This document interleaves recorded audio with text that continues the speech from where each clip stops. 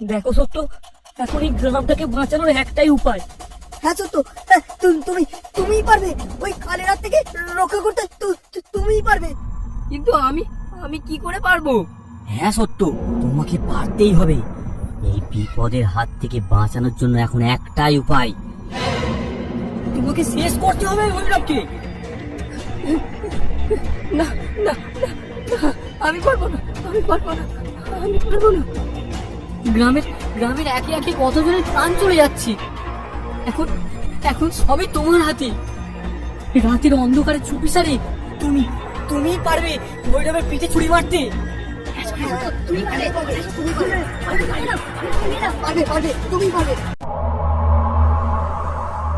সত্যবাজ খুবই অসহায়। তার কাঁধে এক বড় গুরু দায়িত্ব, না গুরুকে হত্যা করার দায়িত্ব। এক রাস দুশ্চিন্তা নিয়ে একটা গাছের তলায় বসে পড়ে সত্য। কি করবে সেটাই সে ঠিক করতে পারছে না। কিন্তু কি এমন হলো যে সত্যকে তার প্রাণের প্রিয় গুরুদেব ভৈরবকে হত্যা করতে হবে? কি এমন সংকট এসে পড়লো তাদের গ্রামে? সেটা জানতে গেলে ফিরে যেতে হবে কয়েক মাস আগে।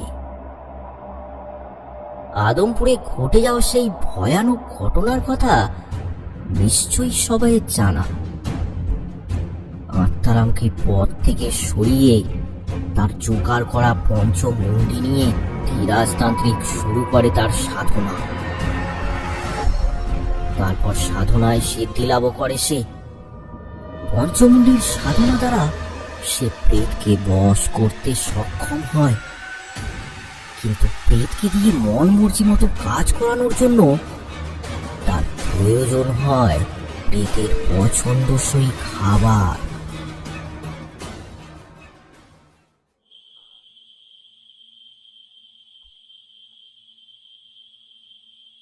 কি রে পাচু, রাত 10টা বাজতে গেল, এখন এখানে বসে কেন? কি আর বলবো তোকে, সন্ধ্যায় বাড়ি ফিরে দেখি মুরগি দুটো খোপে নেই। সেই নিয়ে গিন্নির সাথে একটু ঝামেলা হয়ে গেল। আরে এদিক ওদিক কোনো ঝোপে ঝাড়ে বসে আছে হয়তো, সকালে খুঁজে দেখবি। চল চল বাড়ি চল এখন। আরে সব জায়গাতেই আলু নিয়ে দেখলাম, নেই। কেউ মনে হয় চুরি করে নিয়েছে। চুরি? কি যে বলিস, আমাদের গ্রামে কেই বা চুরি করবে? চল বাড়ি চল, বাড়ি চল, রাত হয়েছে অনেক।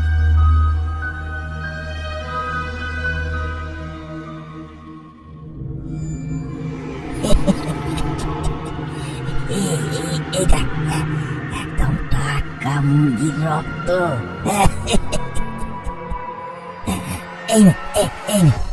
এটা পান করে আমার কার্যটা সম্পন্ন করে দে।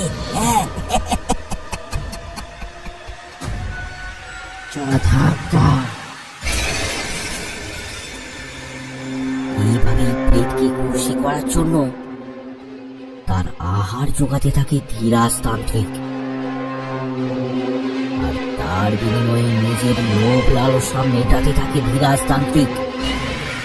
গ্রামের অনেকেরই বাড়ি থেকে হাঁস মুরগি উধাও হতে থাকে। তারপর ধীরে ধীরে ধীরাজতান্ত্রিকের সর্বশক্তিমান হয়ে ওঠার লোভ বাড়তেই থাকে।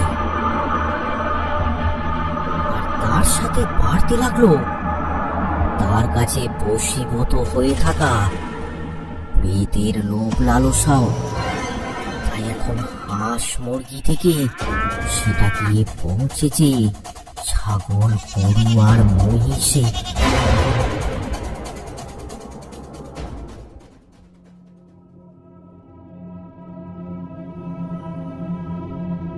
একদিন সন্ধ্যায় গ্রামের আটচালায় বসে কয়েকজন গল্প গুজব করছিল। কি হলো বোঝো, তুই এত চুপচাপ কেন? আর বলিস না রে, আমার ছাগলটা মাঠে বাঁধা ছিল, সন্ধ্যার একটু আগে আনতে গিয়ে দেখি ছাগলটা নেই। গ্রামে একের পর এক যা ঘটে চলেছে, এটা ভারী চিন্তার বিষয়। যে এসব চুরি করছে তাকে একবার ধরতে পারলে এমন গণধোলাই দেবো না, কিন্তু তাকে ধরতে পারাটাই তো মুশকিল। কে বা কারা এটা করছে কিছুই তো জানা যাচ্ছে না। দিনে দুপুরেও কাজটা হচ্ছে, খুব চালাক লোকেরই কাজ। সবাই একটু চোখ কান খোলা রাখবে, ব্যাটাকে ধরতেই হবে। সবাই দুদিন খুব তককে তককে রইল, কিন্তু আশ্চর্য ব্যাপার, কারো চোখে কিছু ধরা পড়ল না।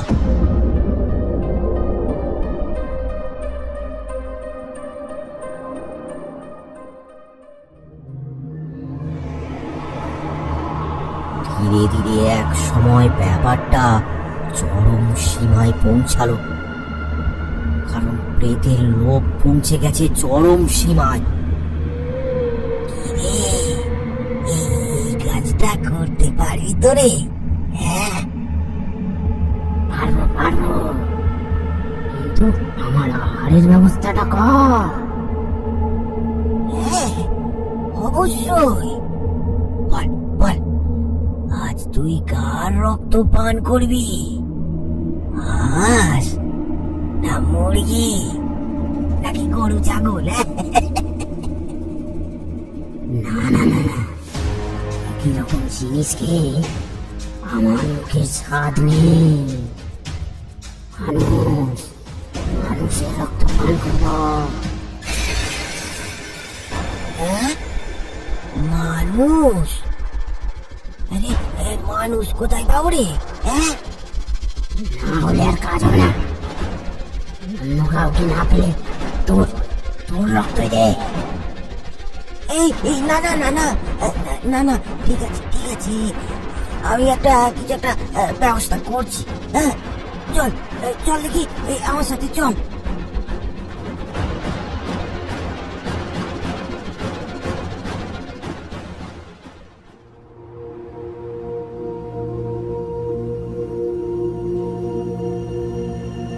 আরে পাঁচু, সন্ধ্যা হয়ে গেল, এই হন্তদন্ত কোথায় যাবি রে? এই একটু কালিদার দোকানে যাব, বাজার একদম শেষ। এই পানু, যাবি নাকি? নাড়ু খাওয়াবো। তুই না খাওয়ালেও যাবো, চল।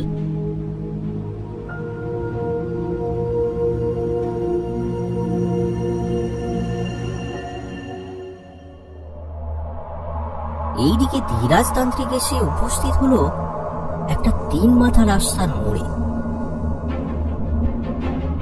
রাস্তার মাঝে বসে একটা লেবু লঙ্কা সাজিয়ে বিড় করে মন্ত্র পড়তে লাগলো।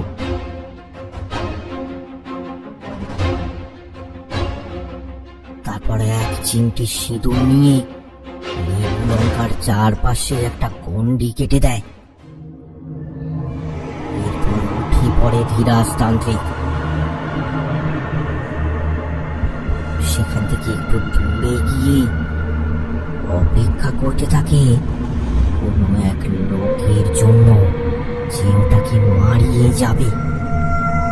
কারণ যেই ওটাকে মারিয়ে যাবে, সে ওই ধীরাজতান্ত্রিকের বশ হয়ে যাবে, আর তার উপরই ভর করবে তার কাছে থাকা প্রেত। হঠাৎ মনে হলো কেউ যেন আসছে।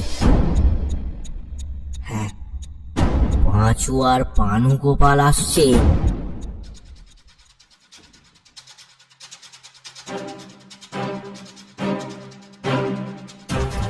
মনে গল্প করতে করতে চলেছে।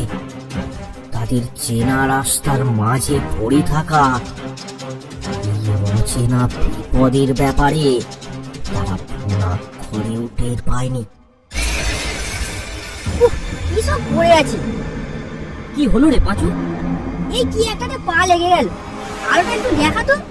টর্চের আলো জ্বালাতেই তারা দেখলো লেবু লঙ্কা আর তার সাথে সিঁদুর। ভানুগোপাল ব্যাপারটা বুঝতে পারলো। পাঁচু, কেউ মনে হয় টুকটাক করেছে, আর সেটাতেই তোর পা পড়েছে। ব্যাপারটা ঠিক লাগছে না আমার। সব কিছুই না, চল, দেরি হয়ে যাবে। পাঁচু ব্যাপারটাতে কোনো গুরুত্বই দিল না। সে ধারণাই করতে পারছে না যে এরপর তার সাথে কি ঘটতে চলেছে। দেখ, যা যা যা যা, এবার তোর শিকারের ওপর ঝাঁপিয়ে পড়। এখন ওর পুরো রক্তটাই তোর। যা যা যা।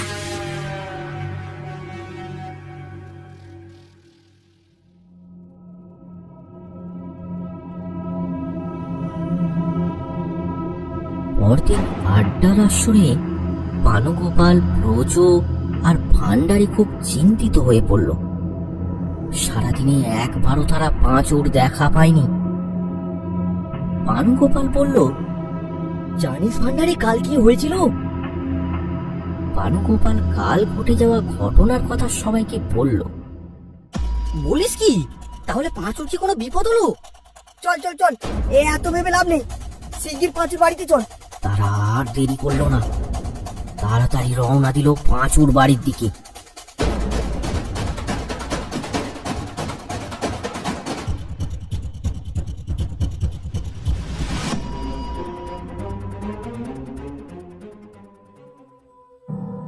সেখানে গিয়ে তারা দেখলো পাঁচু বিছানায় শুয়ে, তার পাশে বসে আছে তার 10 বছরের ছেলে নিতাই।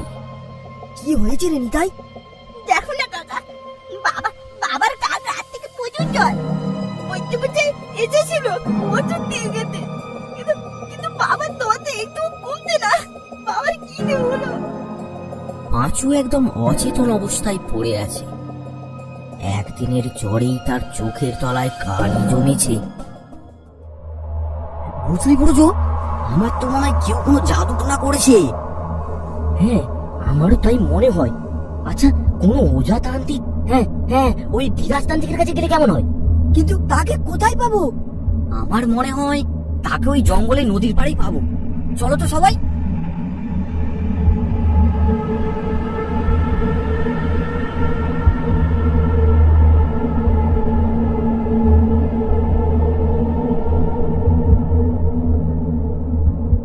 চারপাশে ঘুটঘুটে অন্ধকার। তারা সবাই চলেছে নদীর ধারে।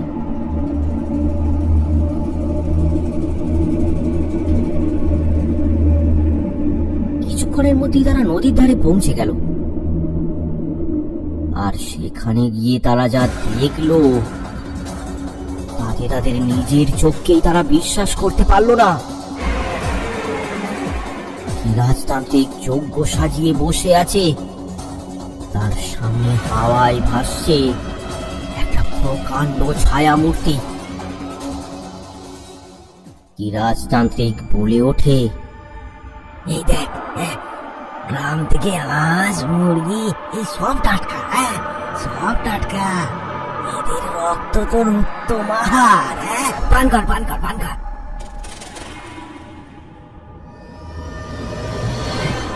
তারপর আমার সব কাজগুলো করে দিবি। আজ কিন্তু ওই লোকটাকে মারতে হবে, মনে আছে? তাদের আর বুঝতে বাকি রইল না, এতদিন ধরে তাদের গ্রামের হাঁস মুরগি গরু ছাগল কি করে গায়েব হয়ে যাচ্ছিল। তাহলে পাঁচুর সাথে যেটা ঘটেছে সেটাও তাহলে ধীরাজতান্ত্রিকেরই কারসাজি। ভয়ে তাদের হৃদস্পন্দন দ্বিগুণ হয়ে গেল। তারা আর এক মুহূর্ত সেখানে দাঁড়ালো না, সেখান থেকে দৌড় লাগালো।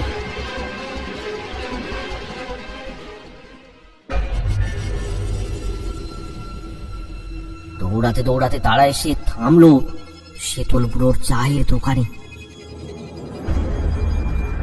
ব্রজ ব্যাপারটা শেতল বুড়োকে খুলে বলল। সবাই এরপর আলোচনা করতে লাগলো কিভাবে এই বিপদ থেকে তারা উদ্ধার পাবে। সবাইয়ের কথাবার্তার মধ্যে এক সময় উঠে এলো জগৎ প্রসিদ্ধ ভৈরবের নাম।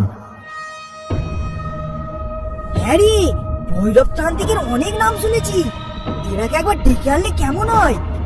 কিন্তু তাকে পাবি কোথায়? শুনেছি তিনি নাকি গাজীপুরের শ্মশানে একটা কুঁড়ে ঘরে থাকেন। সে তো অনেক দূরের পথ রে। হোক দূরের, তার কাছে গেলে যদি কাজ হয় আমরা সেখানেই যাব, যে করেই হোক পাঁচুকে সুস্থ করতেই হবে। আর আজ যেটা দেখলাম তাতে মনে হয় ওই ঘটনাকাল আমাদের কারোর সাথেও ঘটতে পারে। এখন চল, এখন চল, কাল সকালে ভোরের আলো ফোটার আগে সকলে বেরিয়ে পড়বো। সেই মতো সবাই বাড়ি চলে গেল।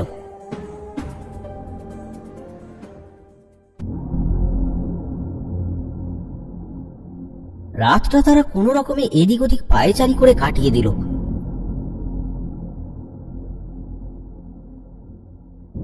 আর ভোর হতেই তারা তিনজনে রওনা দিল গাজীপুরের উদ্দেশ্যে।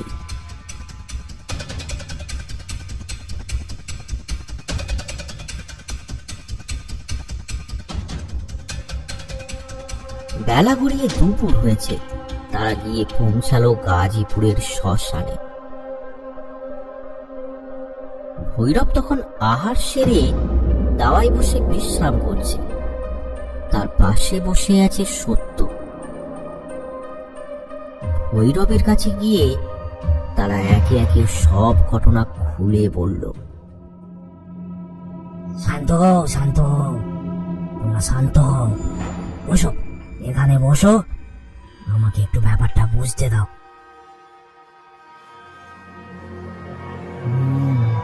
গুরুতর বিপদ ঘটেছে, চলো, আর দেরি করা ঠিক হবে না, তোমাদের পাঁচুর জীবন এখন মহা সংকটে।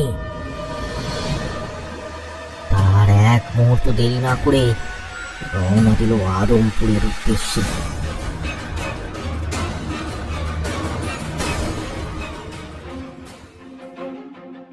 প্রায় সন্ধ্যা হয় হয় তারা গিয়ে পৌঁছালো পাঁচুর বাড়িতে। পাঁচু তখনও অচেতন। ভৈরব মন্ত্র পড়ে একটা লাল সুতো বেঁধে দিল পাঁচুর ডান হাতে। আশ্চর্য ব্যাপার, একটু পরেই পাঁচু চোখ খুলল, তবে তার শরীর তখনও দুর্বল। পাঁচুর আর কোনো ভয় নেই, ও এখন ঠিক আছে। চলো, এবার ওই তান্ত্রিক আর ওই প্রেতের একটা ব্যবস্থা করতেই হবে, তার জন্য একটা যজ্ঞের ব্যবস্থা করতে হবে। চলুন, আমার বাড়িতে সব ব্যবস্থা আছে। হ্যাঁ ঠিক আছে, চলো, আর এক মুহূর্ত দেরি করা ঠিক হবে না। সেই মতো তারা রওনা দিল পানুগোপালের বাড়ির উদ্দেশ্যে।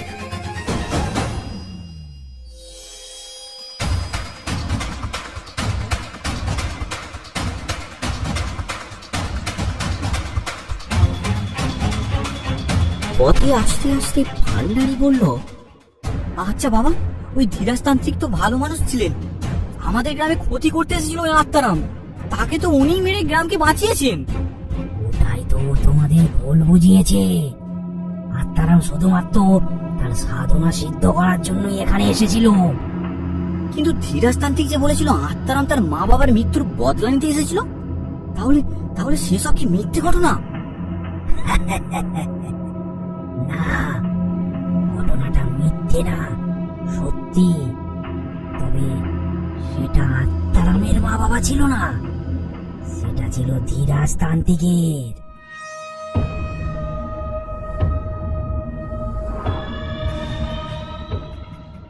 এই গ্রামের লোকেদের উপর প্রতিশোধ নেওয়ার জন্য পঞ্চমুণ্ডী সাধনা করতে চেয়েছিল, কিন্তু কিন্তু এই আত্মারাম সেটা ওকে করতে দেয়নি, তাই ও গোপনে তার পিছু করে। আত্মারামকে সরিয়ে ওই আসন হাতিয়ে নেয় আর সাধনা সিদ্ধ করে ওই গ্রামের উপর তাণ্ডব শুরু করেছে। ওরে বাবা, এ তো সাংঘাতিক লোক, আমাদের নাকের ডগা দিয়ে এত কাণ্ড করে গেল আর আমরা ধরতেও পারলাম না। ওকে ওকে একবার হাতে লাগালে পাই, ওকে ওকে ন্যাড়া করে ওর মাথায় ঘোল ঢালবো।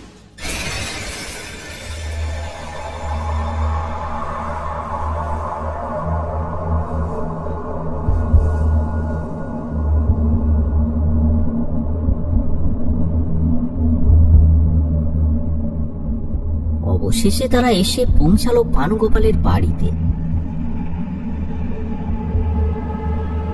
ভৈরবের কথা মতো সবাই যজ্ঞের আয়োজন করতে লাগলো।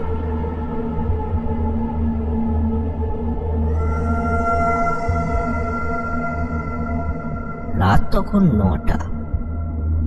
ভৈরব যজ্ঞে বসল আর সবাইকে বলল, আমি যজ্ঞে বসে ওই প্রেতকে আহ্বান করে ওকে বন্দি করব, তোমরা সবাই ওখানে বসো। দাউ দাউ করে চলছে হোমের আগুন। ভৈরবের মন্ত্রোচ্চারণে চারদিকটা গর্জে উঠছে।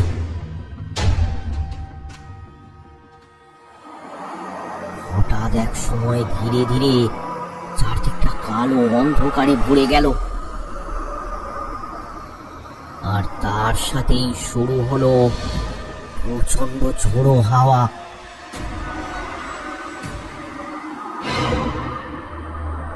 যজ্ঞের আগুনের সামনে প্রকট হলো সেই প্রেত। আর জামাই, বল কি আহার চাই তোর? রক্ত রক্ত রক্ত চাই আমার, রক্ত, ক্ষুধা লেগেছে, রক্ত দে। এই প্রেতের মুখে রক্ত লাগিয়েছে ওই ধীরাজতান্ত্রিক। রক্তের স্বাদ সে আর ভুলতে পারছে না, কিন্তু এখন রক্ত পাবে কোথায়? বাবা, আমার ঘরে একটা মুরগি আছে, ওটা কি আনবো? না, আমার কার্যসিদ্ধির জন্য একটা অবলা জীবের প্রাণ যাবে, সেটা আমি চাই না। ও রক্ত চাই, ওকে রক্ত আমি দেব। এই বলে ভৈরব পাশে পড়ে থাকা একটা দা দিয়ে আঘাত করলো তার নিজের হাতে। সেখান থেকে রক্ত বেরিয়ে মাটির সরা পড়তে লাগলো। তারপর ভৈরব সেটা বাড়িয়ে দিল ওই প্রেতের দিকে।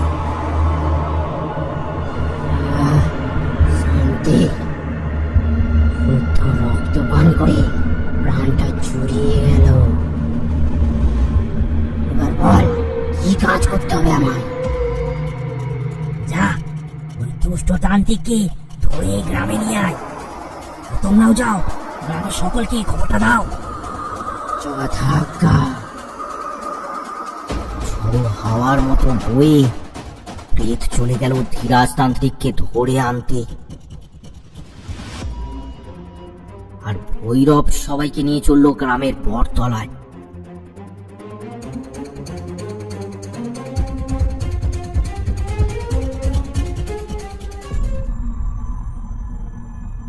রাত তখন 11টা। বটতলায় সকলে হাজির হয়েছে, গ্রামের প্রায় সকলেই সেখানে আছে। তারা সবাই অপেক্ষা করছে ধীরাজতান্ত্রিককে কখন ওই প্রেত ধরে নিয়ে আসবে। অবশেষে এক সময় সবাই প্রতীক্ষার অবসান হলো। একটা ঝোড়ো হাওয়া বইতে শুরু করলো, আর তার সাথে প্রকট হলো কালো ছায়া মূর্তিটা। ধপ করে মাটিতে পড়ে গেল ধীরাজতান্ত্রিক। গ্রামের লোকটা তাকে দেখেই রাগে লাল হয়ে গেল। ধীরাজতান্ত্রিককে মারো, ধীরাজতান্ত্রিককে মারো, আজ মারো, ধীরাজতান্ত্রিককে মারো, মারো ধীরাজতান্ত্রিককে। এই থামো থামো, তোমরা ওকে মেরো না, ওকে মেরো না। ওকে মেরে তোমরা কিছুই পাবে না। ওকে এই গ্রাম থেকে তাড়িয়ে দাও। না বাবা, ওকে ওকে এত সহজে ছাড়বো না। ওকে ওকে ন্যাড়া করে তবে ছাড়বো। হ্যাঁ, তবেই ওর শিক্ষা হবে। আর কারো ক্ষতি করার আগে ও 10 বার ভাববে।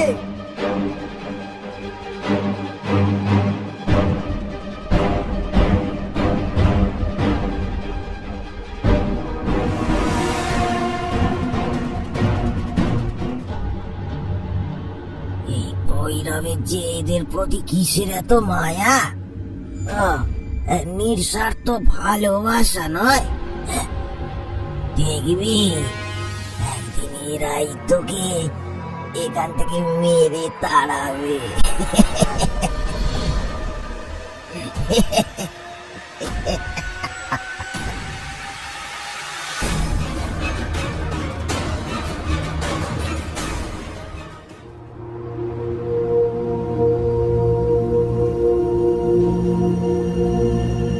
আপনি আমাদের অনেক বড় বিপদের হাত থেকে বাঁচালেন বাবা।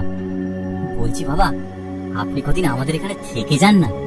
না না বাবা, না না করবেন না, আপনার একটু সেবা যত্ন করতে চাই আমরা। বাবা, না করলে আমরা শুনবই না। আচ্ছা ঠিক আছে। গ্রামবাসীদের কথা মতো ভৈরব আর সত্য সেখানে কদিন থেকেই গেল। তাদের আপ্যায়নে তারা খুবই খুশি। এইভাবে প্রায় 10-15 দিন কেটে গেল। ভৈরব আর সত্য এখনো পানগোপালের বাড়িতেই আছে। সন্ধ্যা হলেই ভান্ডারী, ব্রজ, পাঁচু সবাই সেখানে চলে আসে ভৈরবের কাছ থেকে তার জীবনে ঘটে যাওয়া নানান রকম সব সাংঘাতিক গল্প শুনতে। আচ্ছা, অনেক গল্পই তো হলো। বলছি, কাল সকালে আমি রওনা দেব। কেন কেন বাবা, আমাদের অতিথি আপ্যায়নে কি কোনো ত্রুটি আছে?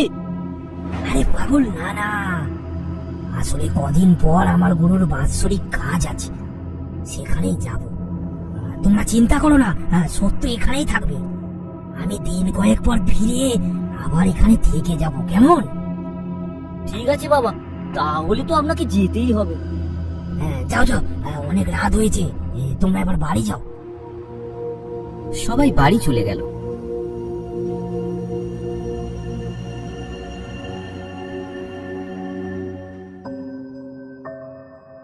পরদিন সকাল হতেই ভৈরব রওনা দিল তার গুরুর বাড়ির উদ্দেশ্যে।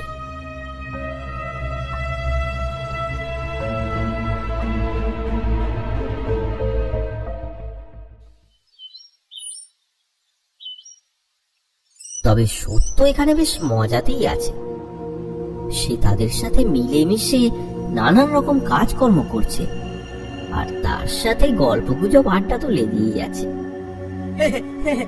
তবে যাই বলো, ভৈরব বাবার শক্তি যেমন, সাহসও তেমন।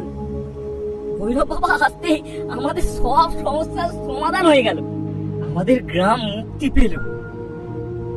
ওই বদতান্ত্রিকের হাত থেকে মুক্তি পাওয়াতে তারা আনন্দ উল্লাস করতে থাকে। কিন্তু আদেও কি তাদের গ্রামটা মুক্তি পেয়েছে? না।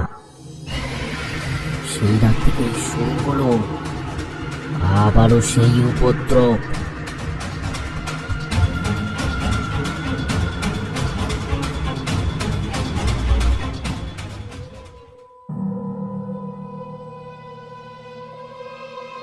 পরদিন সকালে অনেকেই দেখলো তাদের বাড়ির হাঁস মুরগিগুলো সব উধাও হয়ে গেছে। তাহলে আবার সেই তান্ত্রিক কি ফিরে এলো?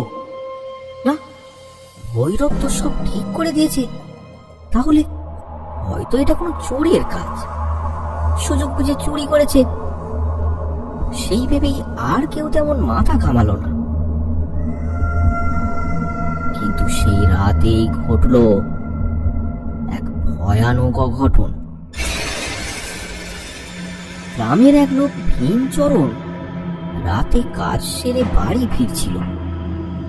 নিঝুম রাতে ঝিঁঝি পোকার শব্দ শোনা যাচ্ছে, আর কিছুই শোনা যাচ্ছে না।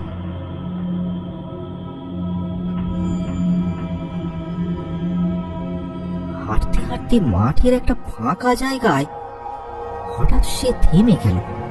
তার মনে হলো তার পেছনে পেছনে কে যেন আসছে। সাহস করে পেছনে ঘুরে দেখেই সে চমকে ওঠে। একটা কাটা মুন্ডু তার দিকে এগিয়ে আসছে। বিভৎস দেখতে সেটা, তার চোখের মণিগুলো নেই, মুন্ডুটা হা করে আছে, আর তার জিভটা লক লক করছে। চুলগুলো এলোমেলো, উস্কো ফুস্কো। ভীমচরণ এবার ভয়ে সেখান থেকে দৌড়ে পালাতে যায়, কিন্তু মুন্ডুটাও তার পেছনে পেছনে দৌড়াতে থাকে। দৌড়াতে দৌড়াতে শেষ রক্ষা আর হলো না। অন্ধকারের মাঝে শোনা গেল ভীমচরণের করুণ আর্তনাদ।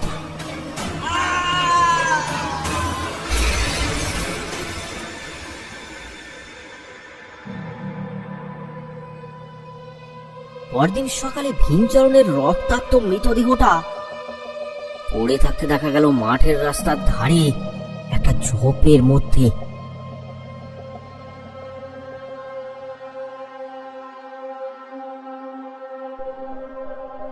এইসব আবার কি শুরু হলো বলতো? আমার তো মনে হচ্ছে ওই ধীরাজ তান্ত্রিক আবার ফিরে এসেছে। ওকে ছেড়ে দেওয়াটা ঠিক হয়নি। ওকে যদি সেদিন মেরে দিতাম সেটাই ঠিক হতো। ভৈরব বাবাও তো নেই, কি হবে এখন? এতদিন অপেক্ষা করতে করতে তো পুরো গ্রামটাই শেষ হয়ে যাবে। কিচ্ছু হবে না, চলো সবাই লাঠি বল্লম নিয়ে। অনেক রাত হয়েছে, এখনো মনে হয় যজ্ঞে বসবে। আজই ওকে শেষ করে দেবো। হ্যাঁ তাই চলো।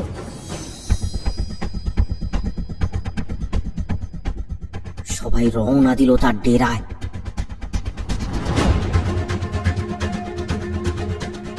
জঙ্গল পেরিয়ে অন্ধকারেই তারা হেঁটে চলেছে।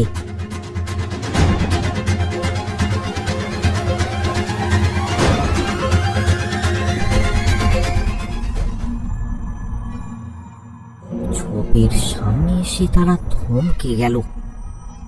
সত্যিই তো, সেখানে হোমের আগুন জ্বালিয়ে তাতে কি সব আহুতি দিচ্ছে এক তান্ত্রিক।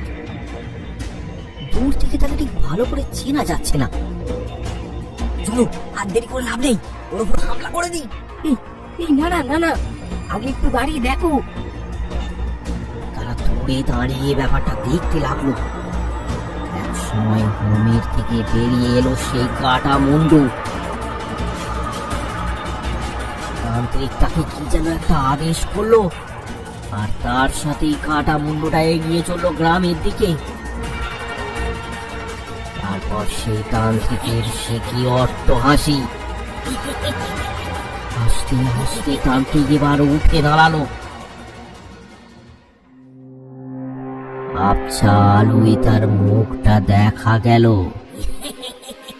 এ তো আর কেউ নয়, ভৈরব তান্ত্রিক। ভৈরব তান্ত্রিক এসব করছে। এইসব কি হচ্ছে? রক্ষকে ভক্ষক হয়ে গেল। লাঠি ছোটা নিয়ে চলো সবাই। এই তোমরা দাঁড়াও, আমি নিজের চোখকে বিশ্বাস করতে পারছি না। ভৈরব বাবা, না না, এখন কাছে যাওয়া ঠিক হবে না। চলো সবাই ফিরে যাই।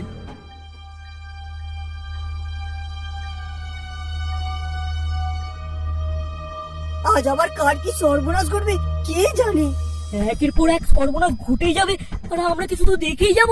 না পানু না, এর একটা উপায় বের করতেই হবে। এখন শুধু সকাল হওয়ার অপেক্ষা। পরদিন সকাল হতেই দেখা গেল সেই একই দৃশ্য। আবারও একজনের রক্তাক্ত মৃতদেহের খোঁজ মিলল। এবার গ্রামবাসীরা খুবই ভেঙে পড়ল। তারা কিভাবে ভৈরবের সাথে লড়াই করবে, তাই তারা সবাই মিলে আলোচনা করে এই গুরু দায়িত্ব দিল সত্যর ওপর। সত্য ভৈরবের কাছের লোক, তাই সত্য চাইলেই তার সামনে যেতে পারবে। তাই সেই এখন গ্রামবাসীদের একমাত্র ভরসা। সেই পারবে ভৈরবের বিনাশ করতে।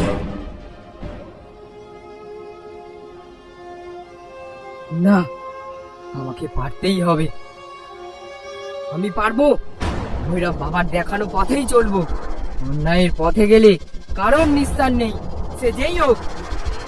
সত্যর এখন একটাই চিন্তা, ছলে বলে কৌশলে যেভাবেই হোক ভৈরবের পিঠে ছুরিটা তাকেই বসাতে হবে।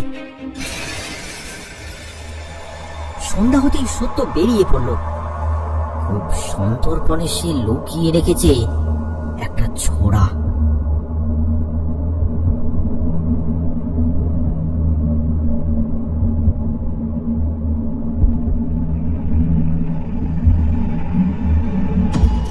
এদিকে বাকিরা পানু গোপালের বাড়িতে বসে অপেক্ষা করছে। সত্য কি পারবে? রাত অনেক হয়েছে, কিন্তু সত্য এখনো ফিরছে না। আর আর অপেক্ষা করা ঠিক হবে না, চলো। মনে হয় সত্যর কোনো বিপদ হয়েছে। তাই তারা অন্ধকারেই বেরিয়ে পড়ল সত্যর খোঁজে।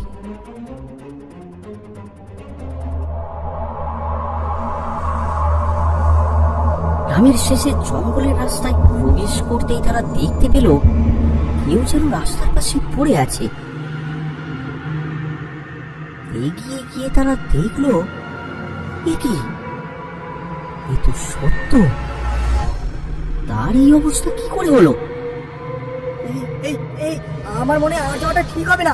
আগে আগে সত্যকে বাড়ি নিয়ে চলো। সকলে ধরাধরি করে সত্যকে বাড়ি নিয়ে গেল।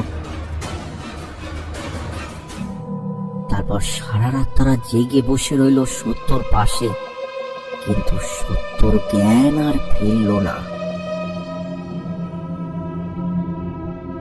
সকাল হতে সত্যর জ্ঞান ফিরল বটে, কিন্তু সে কোনো রকমই কথা বলতে পারছে না। বলো সত্য, বলো কি হয়েছিল কাল? কি হলো সত্য? এই চুপটি কেন? বলো বলো। আমার মনে হয় ও কিছু বলতে চেয়েও বলতে পারছে না। দেখ দেখ, ওই ভৈরবটা নিজের লক্ষ্য ছাড়লো না, আমরা তো পরের। চলো তো ভান্ডারি, আজ ওর যেখানেই থাক, আজ ওর শেষ দিন। হ্যাঁ তাই চলো। সবার মধ্যে এখন ক্রোধের আগুন জ্বলছে, যা কেবলমাত্র ভৈরবকে মেরেই শান্ত হবে। ক্রোধের বশে তাদের মাথা ভুল ঠিক বিচার করার ক্ষমতা হারিয়েছে। এবার তারা নিজেরাই হাতে লাঠি তুলে নিল। লাঠি সোটা নিয়ে তারা বেরিয়ে পড়ল ভৈরবকে মারার জন্য।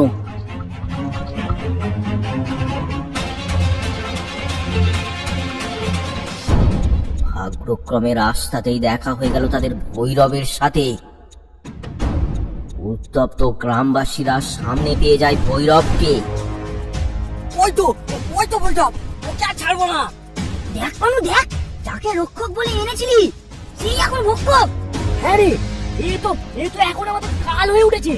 হ্যাঁ হ্যাঁ, ওই তো কাল ভৈরব। ভৈরব তখন কিছুই বুঝতে পারল না, এসব কি ঘটে চলেছে। দাঁড়িয়ে দেখছো কি? মারো! সবাই একসাথে মারতে উদ্যত হয় ভৈরবকে। তারা এগিয়ে আসতে থাকে ভৈরবের কাছে। সত্য সত্য, কি হচ্ছে এসব? সত্য! ভৈরবের ডাকে সত্য যেন তার চেতনা ফিরে পায়। না না না, ভান্ডারি দাঁড়াও, ভান্ডারি। ভান্ডারি থমকে গেল। এ কি, সত্য কথা বলছে? দাঁড়াও ভান্ডারি, দাঁড়াও দাঁড়াও, তোমরা যেটা ভাবছো আসল সত্য সেটা না। সত্য, কি হয়েছে? তোমরা এমন করছো কেন? আমি সব বলছি, কিন্তু এইখানে না। চলুন বাবা, বাড়িতে চলুন। এই চলো সবাই বাড়ি চলো।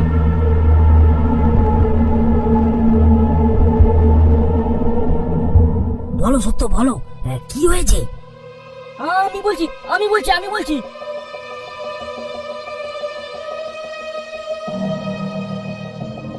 এ কি, এ তো সাংঘাতিক ব্যাপার। কিন্তু আমি আসল ঘটনাটা আমি বলছি। না, আমাকে পারতেই হবে, আমি পারবো। নদীর পাড়ে পৌঁছে সত্য দাঁড়িয়ে পড়ল। দূরে দাঁড়িয়ে সে দেখল ভৈরব তান্ত্রিক তখন তার মৃত্যুর খেলায় মেতে আছে। না, দাঁড়িয়ে থাকলে হবে না, আমাকে সামনে যেতেই হবে। সত্য এবার ধীরে ধীরে বাঁশের সাঁকো পেরিয়ে ভৈরবের কাছে গেল। আরে সত্য, এসেছিস? আয় আয় আয় আয় আয়, তোর জন্যই অপেক্ষা করছিলাম রে। তা এত দেরি করলি কেন? আপনি জানতেন আমি এখানে আসবো? হ্যাঁ রে, আমি সব জানি। আয় আয়, এখানে আয়। সবই যখন জানেন, তাহলে নিশ্চয়ই এটাও জানেন যে আমি এখানে কেন এসেছি। হ্যাঁ রে বাছা, জানি জানি। আমার পিঠে ছুরি মারবি, তাই তো? হ্যাঁ? তুমি আমার সেই ভৈরব বাবা হতেই পারো না। যার আদর্শ আমি শিরোধার্য করে রেখেছি, তুমি কি করে হারিয়ে ফেললে তোমার আদর্শ? আমায় আমায় ক্ষমা করবেন। এই বলে সত্য ছুরিটা উঁচিয়ে ধরলো। কিন্তু কি আশ্চর্য ব্যাপার, সে আর এক পাও নাড়াতে পারলো না।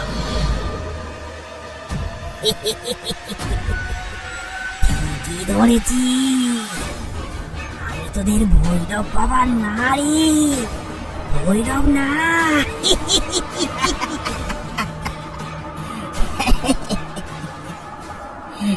আমি হলাম রাজতান্ত্রিক।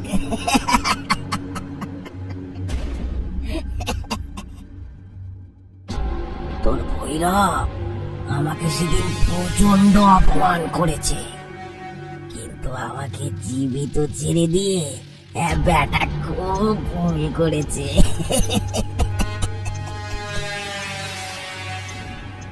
দেখ দেখ দেখ, আজ সারা গ্রামের লোক জেনে গেছে যে ভৈরবী ওদের গ্রামের সবাইকে মারছে। সকাল হলেই তোর ভৈরব তো এখানে ফিরবে, তখন বেঁচে ফিরতে পারবে তো?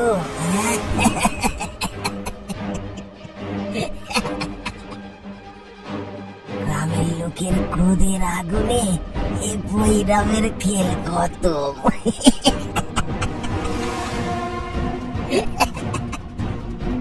না, আমি থাকতে তা হতে দেব না। আমি এখনই গিয়ে গ্রামের সকলকে বলে দেবো। তাই নাকি? সে সুযোগ তুমি পাবে ভেবেছ?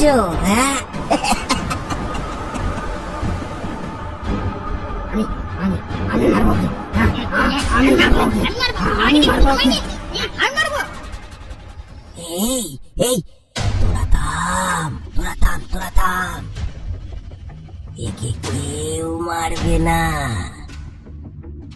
ওর মাথায় হাত আমি রাখবো। ও সব দেখবে, ও সব দেখবে ভৈরবকে কি করে গ্রামের লোকেরা মেরে তাড়ায়। সব দেখবে, চোখের জল ফেলবে, কিন্তু কিছুই করতে পারবে না।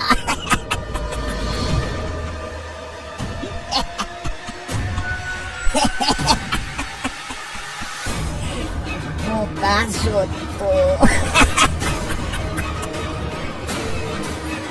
যা, একে ওই গ্রামের রাস্তায় ফেলে দিয়ায়। বুঝলাম, এর হালকা আভাস আমি পেয়েছিলাম, কিন্তু আমি কোনো কাজে এতটাই ব্যস্ত ছিলাম মনোনিবেশ করতে পারিনি। কিন্তু বাবা, এখন কি হবে? ও তো প্রীতকে ওর বসে করে রেখেছে, এখন কি করবেন? আছে আছে, উপায় আছে সত্য। আমি ব্রহ্মপেতকে আহ্বান করে ওকে শেষ করব। ওকে একটা সুযোগ দিয়েছিলাম, কিন্তু সেটাও শোনেনি। কিন্তু বাবা, তার জন্য তো ওর ব্যবহার করা কোনো সামগ্রী বা চুলের কোনো অংশ লাগবে। আছে তো, তোমরা সেদিন দিয়ে ওর অঙ্গবস্ত্র খুলে নিয়েছিলে, সেগুলো কোথায়? আচ্ছা আছে, এগুলো ওই বট গাছের তলায় আছে, আমি নিয়ে আসছি। আর সত্য, তুমি যাও, বাকিদের নিয়ে হোমের সামগ্রী জোগাড় করো, আর একটু গমের আটা।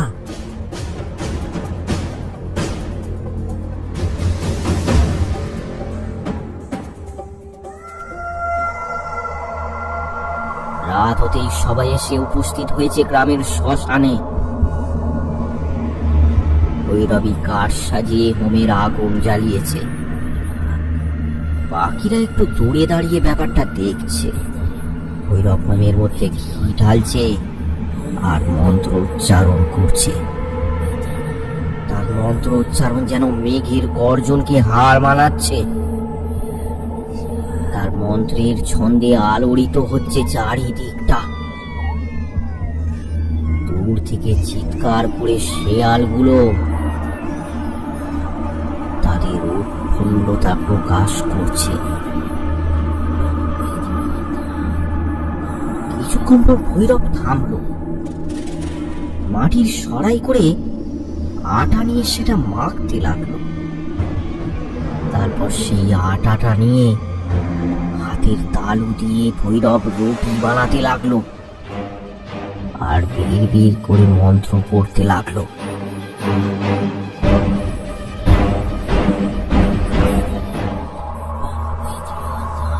বেশ কিছুক্ষণ কেটে গেল। দেখা গেল তার পাশে কালো ছায়া মূর্তির আবির্ভাব হয়েছে।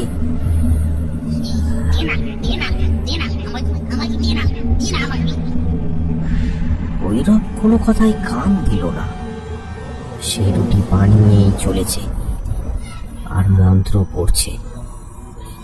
এইবার দেখা গেল তার চারিপাশে এক এক করে অনেক ছায়ামূর্তির আবির্ভাব হয়েছে। তারা সমস্যারে একটাই কথা বলছে,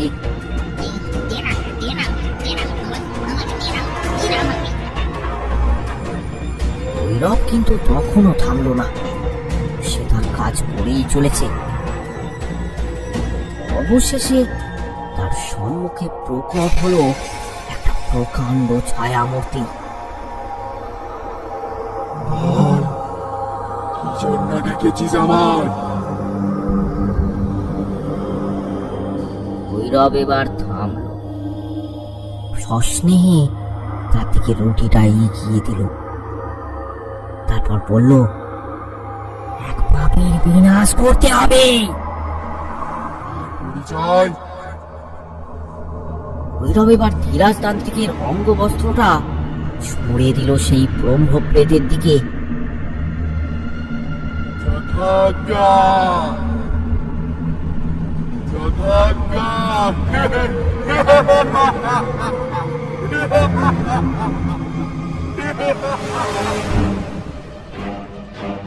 এবার সেই ব্রহ্মপ্রেত সেখান থেকে অদৃশ্য হলো আর তার সাথে সাথে বাকি ছায়ামূর্তিগুলো তাকে অনুসরণ করে অদৃশ্য হলো।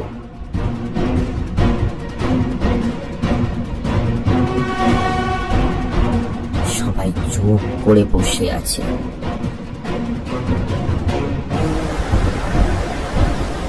কিছুক্ষণ পরেই দূর থেকে শোনা গেল একটা তীব্র আর্তনাদ।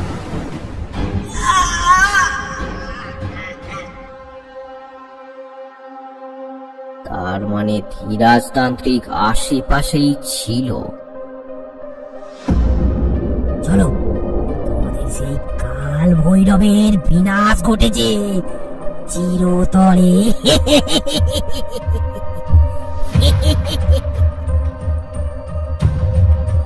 জয় ভৈরব বাবা জয়। জয় ভৈরব বাবা জয়, জয় জয় ভৈরব বাবা জয়, জয় ভৈরব বাবা জয়। আরো ভয়ানক গল্প পেতে আমাদের চ্যানেলটি সাবস্ক্রাইব করুন, পাশে থাকা বেল নোটিফিকেশনটি অন করে দিন। আর গল্পটি কেমন লাগলো কমেন্ট করে জানাতে ভুলবেন না। কমেন্ট করে পাশে থাকুন। Bangla cartoon hub.